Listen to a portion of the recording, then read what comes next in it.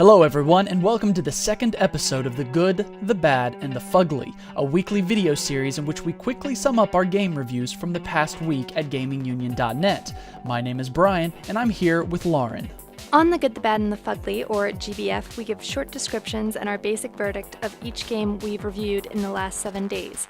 These shows will be short and to the point, and if you want more info on any of these games we talk about, be sure to check out the full review on GamingUnion.net. This episode will be summing up our game reviews from February 26th to March 4th, 2011. Our first game is Bejeweled Blitz, the newest release from PopCap Studios on the Xbox Live Arcade. This puzzle franchise has certainly been popular over the years, and this new installment is aiming to keep that popularity alive. Fans of the series will find themselves playing the same game as before, but in smaller portions. As the name implies, it's all about speed. Each level only lasts for 1 minute before starting over. With the addition of Twist Mode, a mode where you move jewels in a circular motion rather than up and down, the game offers a little more spice to the experience. It was also enjoyable to play online with others. However, the design choices, from the graphics to the color scheme and even all the elements of the audio, are so harsh on the senses that the game can only be enjoyed for a very short period of time. Our score of 5 out of 10 speaks volumes. Let this one pass and simply go play one of the earlier versions for free. Our second game is the cute new car title on Xbox Live Arcade and PSN called TNT Racers. This top-down racing game allows players to take control of their own cars and set out to accomplish the 45 different challenges in the campaign mode. As the difficulty increases, so does your speed, making the challenges more frantic and chaotic. With a little practice, players will be drifting around the corners like a pro. However, the game is relatively short and the replay value isn't all that high. By adding other modes such as Knockout, Highest Score, and Time Trials, TNT Racers offers a bit more gameplay, but without a local multiplayer option, much of the appeal of the game can wear off quickly. There is an online multiplayer mode, but the community is very small and getting into a race might be difficult if not impossible. Our 7 out of 10 means that TNT Racers is a fun game, but one that might not last forever. Our third game is the new first-person shooter for the Xbox 360, PS3, and PC, known as Bulletstorm. This creative and wildly violent FPS takes the concept of creative killing to the next level. Even though the story may be a bit of a wash and the crude humor may become old, the gameplay more than makes up for it. Shooter fans who approach Bulletstorm with the same strategy as they would for another current FPS would do well to put their expectations aside. Finding the most creative way to kill your enemies is what this game is all about, and you'll be rewarded points for doing so. Each map is a unique environment that offers players the chance to mutilate the opposition in new ways than ever before.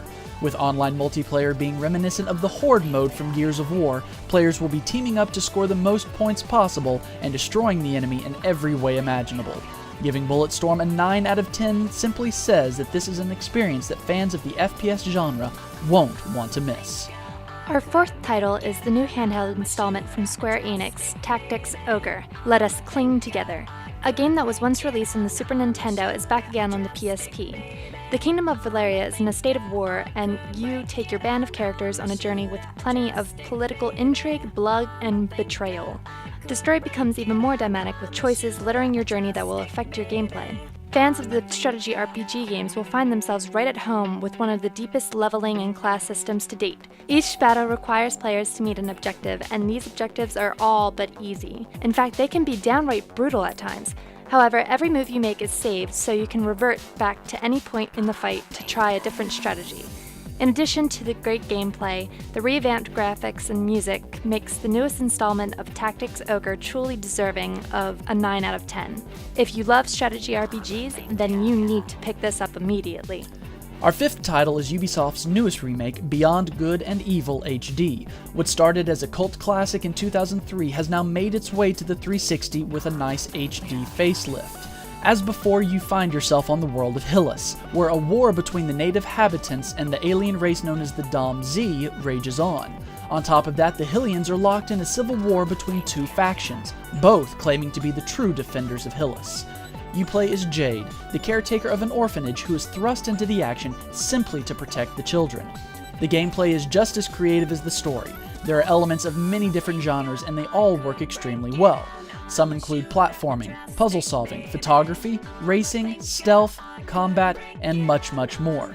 However, being a jack of many trades often means that you're a master of none, and this HD remake of Beyond Good and Evil suffers from that in some areas. However, this drawback doesn't keep our score from falling below a 9 out of 10.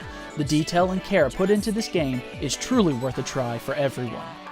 Our final review this week is the colorful adventure game from THQ, Blob 2. What started out as a Nintendo Wii and DS game has now made its way over to the PS3 and 360. You play as Blob, a character who loves color.